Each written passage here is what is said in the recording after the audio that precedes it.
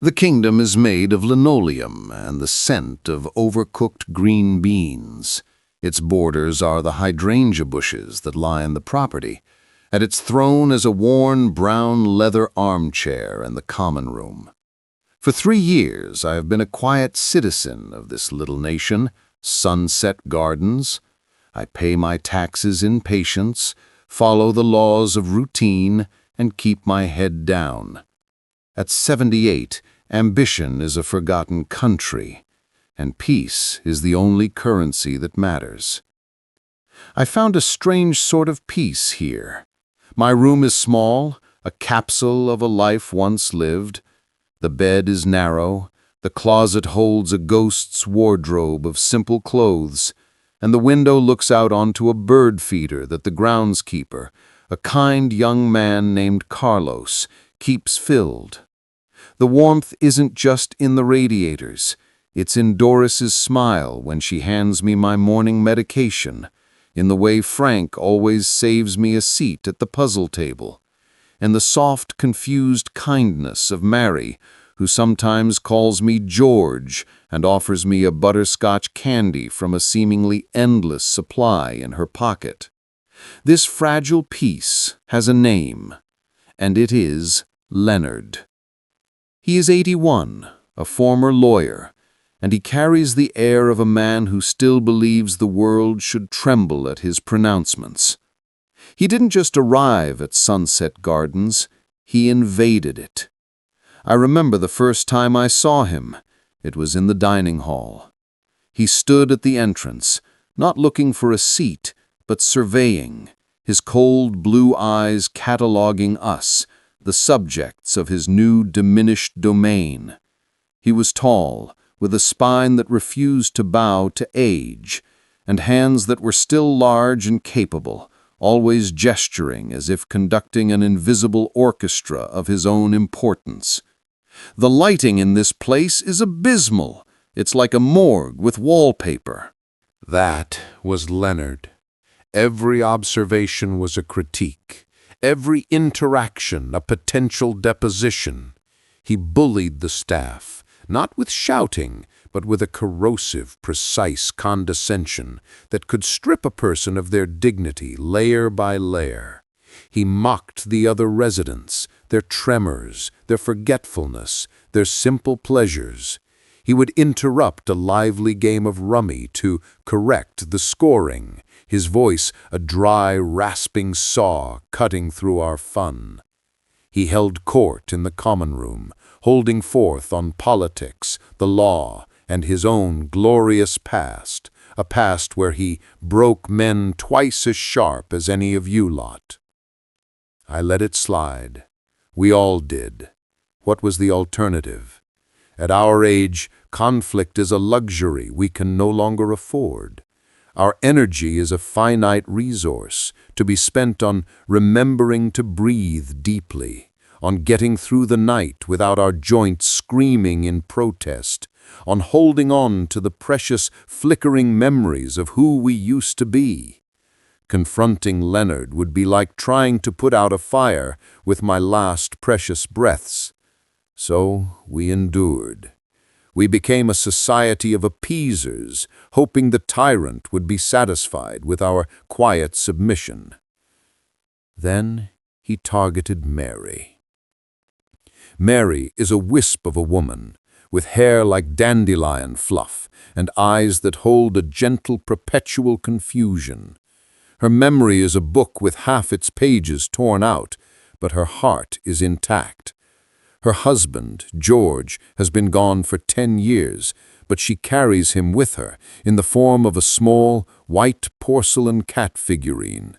It's a simple thing, cheaply made, one paw raised as if in greeting. George gave it to her on their first anniversary, a silly gift, because she'd always wanted a cat, but he was allergic. It was the most precious thing in the world to her. It lived on her nightstand. Every morning she would pick it up, stroke its glossy back, and whisper, "Good morning, my darling." It was her anchor, a tether to a love so solid and real it could withstand the storm of her dementia. It was the one thing she never forgot. One Tuesday morning, the anchor was gone. The sound of her panic was a physical thing, a sharp, keening wail that cut through the calm of the hallway. I found her in her doorway, her hands fluttering like frightened birds, her face a mask of pure, uncomprehending terror. "George," she sobbed, "I've lost George. He's gone." Doris and another aide were already there, their voices soft and placating. "Now, Mary, it's just misplaced. We'll find it. It's here somewhere." But it wasn't. They turned her room upside down. They looked under the bed, in the drawers, behind the toilet. They checked the laundry, the common rooms, the garden. Nothing. Mary descended into a quiet, heartbroken misery. She stopped coming to meals. She stopped offering butterscotch candies. She just sat in her chair, staring at the empty space on her nightstand, her world diminished by the few square inches a porcelain cat had occupied. For 3 days, a pall hung over Sunset Gardens. We all felt Mary's loss. It was a reminder of how little we truly owned, how fragile our comforts were. Then, on the third night, during our weekly poker game, Leonard held court. He was on a winning streak, a stack of blue and red chips piled before him. He was holding forth on tort law, boring everyone to tears, when he reached into the pocket of his crisp cardigan. "Speaking of valuable objects," he said, a smirk playing on his thin lips. He placed the porcelain cat on the green felt table right next to his king-high flush. My blood turned to ice. Frank, who was dealing, froze. A few others looked away, uncomfortable. I just stared at the little white cat, its single raised paw seeming like a plea for help in the fluorescent light. "Where'd you get that, Leonard?" Frank asked, his voice tight. "Found it," Leonard said, breezily, picking it up and turning it over in his hand. "Cluttering up a windowsill in the sunroom. No one claimed it. Finders keepers." "That's Mary's," I said. My voice was quieter than I intended, but it cut through the room. Leonard's eyes flicked to me. They were the color of a winter sky, devoid of warmth. "Is it? Well, the poor woman can't even remember her own name half the time. She'll forget about this little trinket eventually.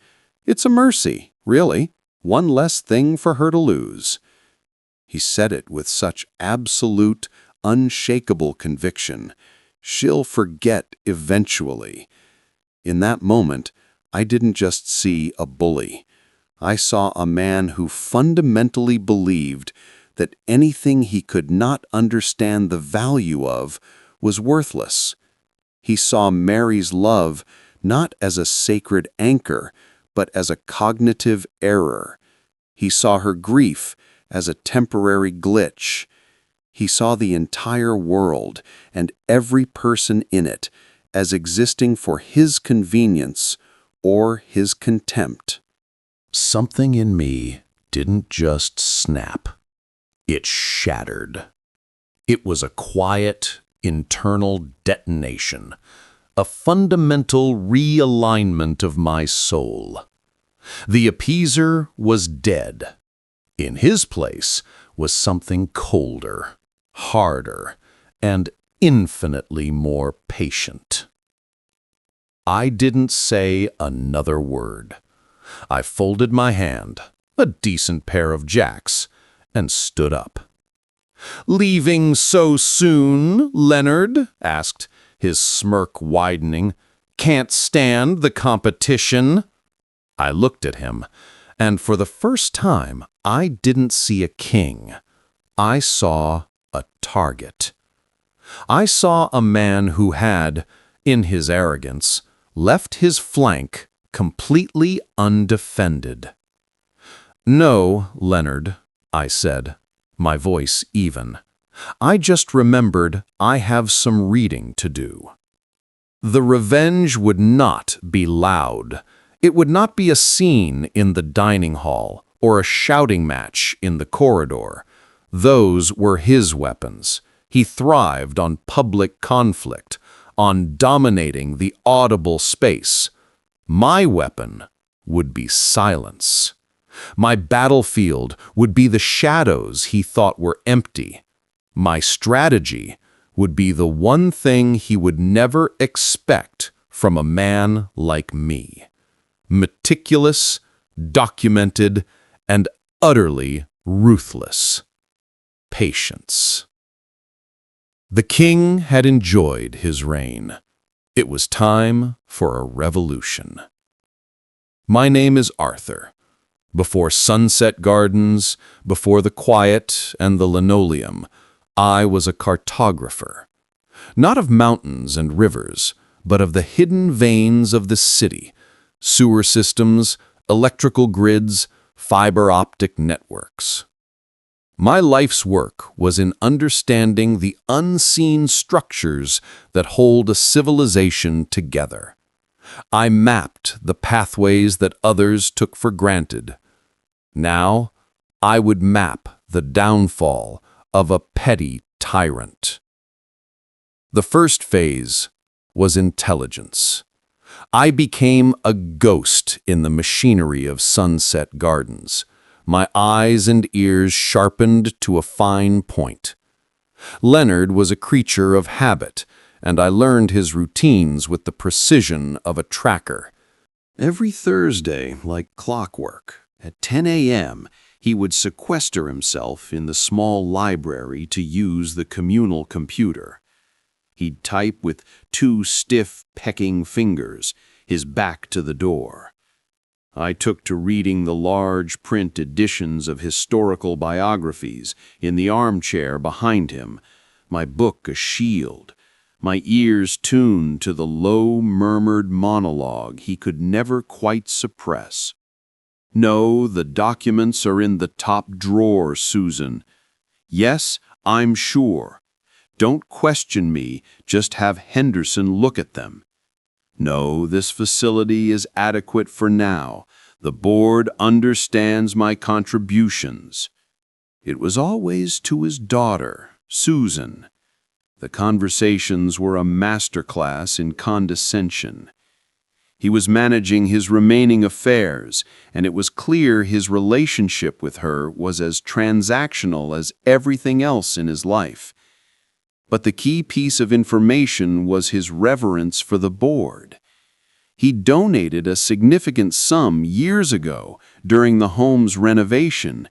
It was his trump card, his claim to nobility. He believed it made him untouchable. I also discovered his hubris. He kept a small, unlocked wooden drawer in the recreation room, tucked away in a writing desk nobody used. Inside, he stored what he considered his treasures: a stack of old, yellowed legal briefs, a photograph of a younger, more severe-looking him standing before a courthouse, and a heavy gold pocket watch. He thought it was a safe place, a testament to his standing. To me, it was a display of his profound stupidity. He was so convinced of his own power that he never imagined anyone would dare violate his little sanctuary. But the most important thing I learned was what he truly feared. It wasn't physical harm or poverty. It was irrelevance. It was being ignored. The one thing that could pierce his armor was a challenge to his perceived authority, a threat to his reputation. I began my own documentation. In a small, black, hardcover notebook, the kind I'd used for field notes half a century ago, I started to log his crimes. October 12, 2:15 p.m. Subject reduced new aide Chloe to tears by critiquing her lazy enunciation and sloppy grooming while she served pudding. Stated, "Standards are the first thing to go, and you, my dear, are proof." October 18th, during bingo, subject loudly declared Frank's mild cognitive slip a sign of impending institutionalization, causing Frank to forfeit the game and retreat to his room for the rest of the day. October 25th, stole Mary's porcelain cat figurine. Witnessed personally, item produced by subject during poker game. I wrote it all down: time, date, location, witnesses, direct quotes. The clinical nature of the task was a balm to my fury. It transmuted the hot, messy emotion into cold, hard data. I was not alone. I soon realized that the quieter residents, the ones Leonard deemed invisible, were watching too. There was Betty, a former librarian, who spent her days by the large window, seemingly lost in a romance novel. And Samuel, a retired accountant, who was so quiet most people forgot he could speak. I approached them cautiously, not with a conspiracy, but with a shared understanding. I didn't need to say much.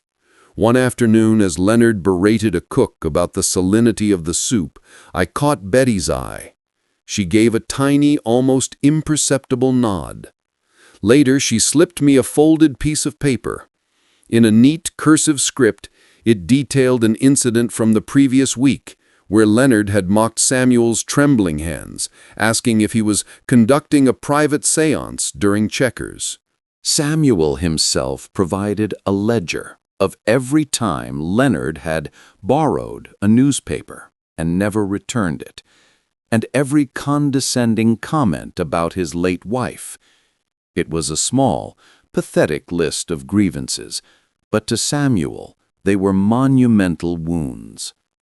We were an unlikely resistance, a cartographer, a librarian, and an accountant. We were the record keepers of a petty reign of terror. For a month I compiled. The notebook swelled.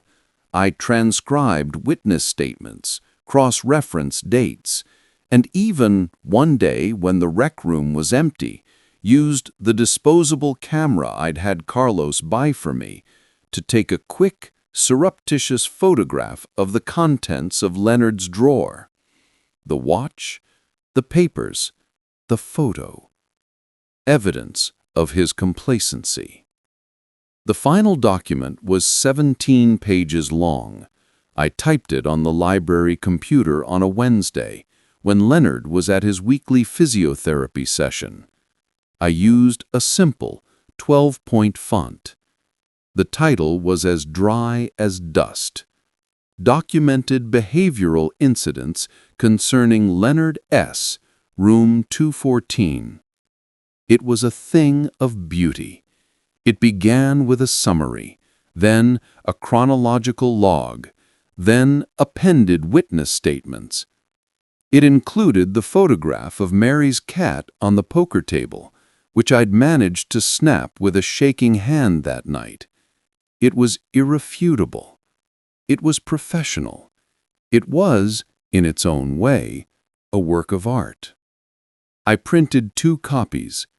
One I mailed anonymously to the chair of the Sunset Gardens board, a woman named Mrs. Gable, whose address Betty had miraculously procured from an old newsletter. The other I kept, hidden beneath a floorboard I'd loosened under my rug. The packet was a stone dropped into a still pond. I waited for the ripples to reach our shores. The waiting was the hardest part. Life at Sunset Gardens resumed its placid rhythm. Leonard continued his reign, oblivious to the axe hanging over his head. He held court, he critiqued, he condescended. Every smirk, every cutting remark was now fuel for the quiet fire burning in my chest. I watched him the way a geologist watches a fault line, knowing the shift is inevitable, waiting for the tremor. Mary grew thinner, more withdrawn. Seeing her fade day by day was a constant, grinding pain. It was the sight of her that steeled my resolve whenever a flicker of doubt emerged. Was I just an old man causing trouble? Was this petty? Then I would see her vacant eyes searching for her porcelain cat, and the doubt would vanish, replaced by a cold certainty. The ripples finally arrived 2 weeks later, in the form of a memo slipped under everyone's door. It was on official letterhead. To the residents of Sunset Gardens, please be advised that a routine quarterly review and facility assessment will be conducted by the Board of Directors this Thursday. The board members may be conducting brief, informal interviews with select residents. We appreciate your cooperation in maintaining the high standards of our community. Sincerely, the management. Routine. The word was a masterpiece of misdirection. I knew, with a cartographer's certainty, that this was the direct result of my 17-page missile. Leonard, I was sure, would see it as a social opportunity, a chance to glad-hand his inferiors and remind them of his benefactor status. I was right. On Thursday, he was dressed in his best suit, a navy blue pinstripe that was too broad for his shrunken frame, but still carried the ghost of his former authority. He moved through the common areas with a patronizing bonhomie, patting shoulders, making loud comments about oversight and fiduciary responsibility.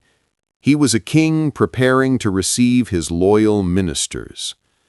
The board members arrived, 3 of them, led by Mrs. Gable, a woman in her 60s with a helmet of steel gray hair and a no-nonsense pantsuit. They did the rounds, smiling, shaking hands, asking gentle questions. They spoke to Frank, to Betty, to Samuel.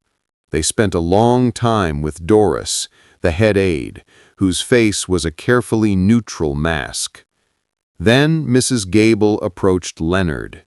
"Mr. S.," she said, her voice pleasant but firm, "we'd appreciate a moment of your time in the office for a quick chat, just a formality."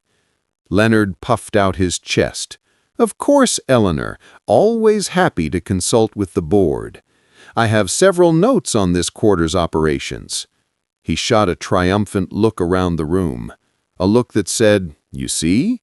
When things are important, they come to me." He followed Mrs. Gable and the other 2 board members into the administrative office. The door clicked shut. The common room was silent for a moment, the air thick with unspoken anticipation. Then the murmuring started. No one knew for sure, but everyone felt it. Something was happening. I took a seat in my usual chair, picked up a newspaper, and waited. This was the climax of my map. I had charted every step, laid every trap, and now the quarry was in the snare. All that was left was to listen. For the first 20 minutes, there was nothing. Then a voice raised. It was Leonard's, but stripped of its polished condescension. It was raw and sharp. "This is an outrage, a pack of lies." We couldn't hear the murmured response from the board. "Anonymous? You bring me in here based on anonymous slander? I'll have you know I donated." His voice rose again, a crescendo of indignation. "My personal effects are not your concern. This is a violation of... I'll sue. I'll sue this facility into the ground. You can't do this." The threats were empty. and I think he knew it. The sound that came next was not one I had ever heard from Leonard before. It was a strangled, guttural noise, half gasp, half sob.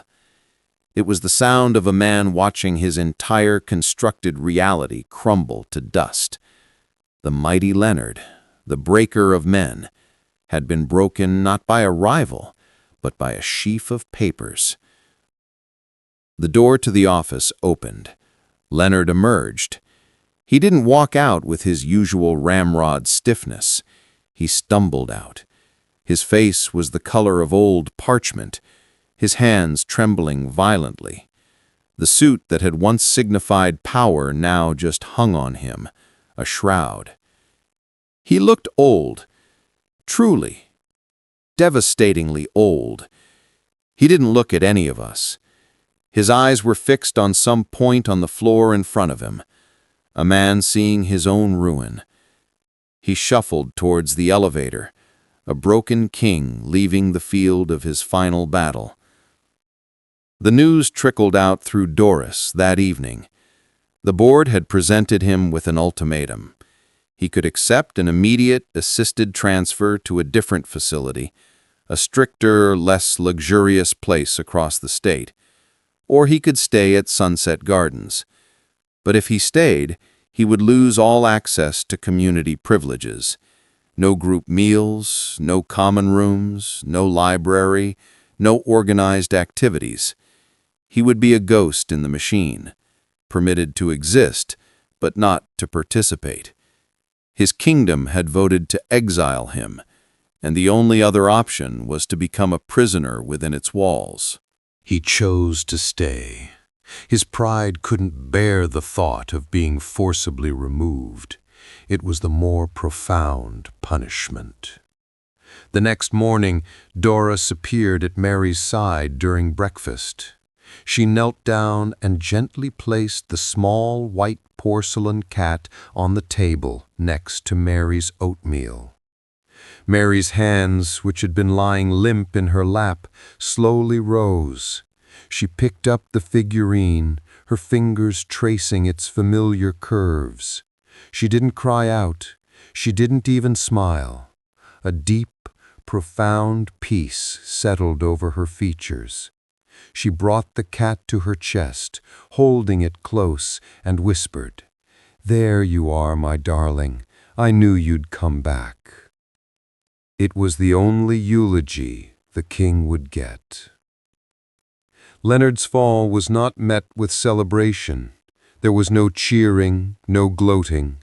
The atmosphere at Sunset Gardens was simply lighter. The constant low-grade tension that had hummed in the background for months was gone, like a persistent noise you only notice once it stops. He became our ghost. He took his meals in his room. When he did venture out for a solitary walk in the garden, he kept his head down, his shoulders hunched. The loud monologues were silenced. The cruel corrections ceased. The throne in the common room sat empty. I saw him one afternoon, a week after the reckoning. He was sitting on a bench by the hydrangeas, staring at nothing. The gold pocket watch was in his hand, and he was absently running his thumb over its face. For a fleeting moment, I felt a prick of something that wasn't pity, but a strange, hollow recognition. We were both just old men, waiting. He had chosen to fill his waiting with dominion, and I had chosen to fill mine with quiet resistance. Now both our projects were complete. I thought about going over to him. I thought about saying something. But what was there to say? Any words from me would be the final, unbearable humiliation. My victory was in the silence, in the restored peace of a woman who loved a porcelain cat, in the unclenched jaw of an aide serving pudding. My revenge was not in his suffering, but in our collective liberation. I turned and walked away, leaving him to the geography of his own solitude. The kingdom of Sunset Gardens is quiet again. The borders are secure. The throne is unoccupied, and that is how it should be. We are not subjects here. We are just people navigating the final quiet chapters of our lives with as much grace and kindness as we can muster. Some revenges are loud and bloody. Others are quiet, documented, and printed neatly on paper. They are no less final. They are no less just. I look at Mary now, her figurine safe on her nightstand, a butterscotch candy in her outstretched hand, and I know, with a certainty that maps the contours of my soul, that it was a war worth fighting. What's the most satisfying moment of quiet justice you've ever witnessed? The kind that didn't need a shout, just the right action at the right time. Share your stories below.